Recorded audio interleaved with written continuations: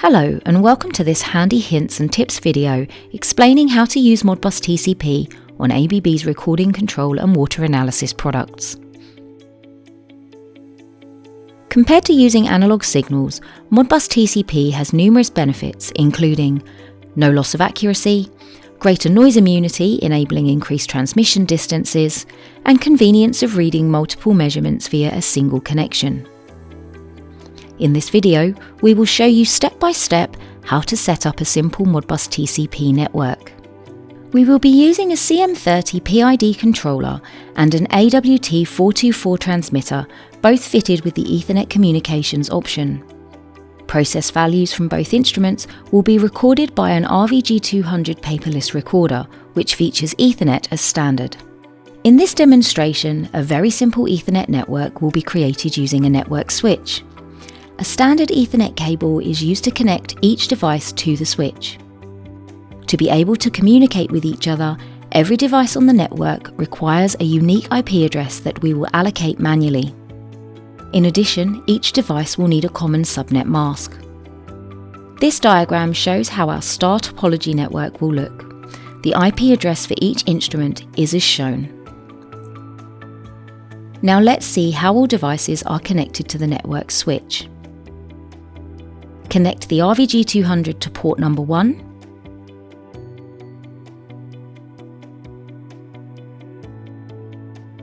connect the CM30 to port number 2,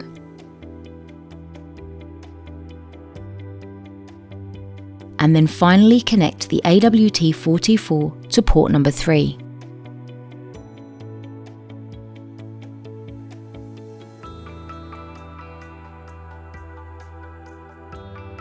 To configure this setup, first start with the RVG200.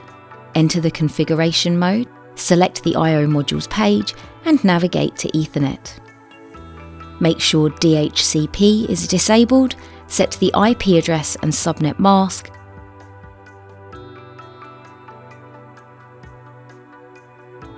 then set the Modbus implementation to master. To configure the CM30, enter configuration, then select communication, followed by Ethernet. Ensure DHCP is turned off, and set the IP address and subnet mask.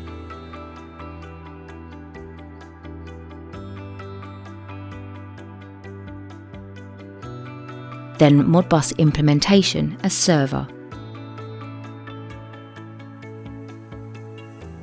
Now to configure the AWT424, enter the configuration mode, select Ethernet, then General, turn off DHCP, set the IP address and subnet mask,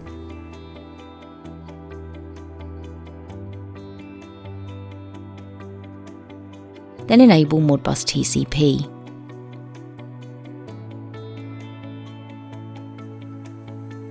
Now that all the devices have been programmed with IP addresses, return to the RVG200 and configure it to read values from the CM30 and AWT424. Head to the Comms Analog Input tab, enter the IP address of the instrument you wish to read data from, and then enter the appropriate register number, for example 5001 for the PV on the CM30, and set the format to IEEE. To configure your second Comms Analog Input, select Comms Analog Input 2 and enter register value 501 for the PV value from the AWT424. Details of the other Modbus registers available can be found in the communications supplement for both the CM30 and the AWT transmitter. Now head to Channels to assign the Comms Analog inputs to a recording channel. From here, you can set additional parameters such as the unit of measurement and channel tag. Once you have fully configured all recording channels, save the configuration and return to the operator page. For commissioning and troubleshooting, Modbus diagnostics are available. Thank you for watching this video. For more information, please visit abb.com/recorders and abb.com/water analysis.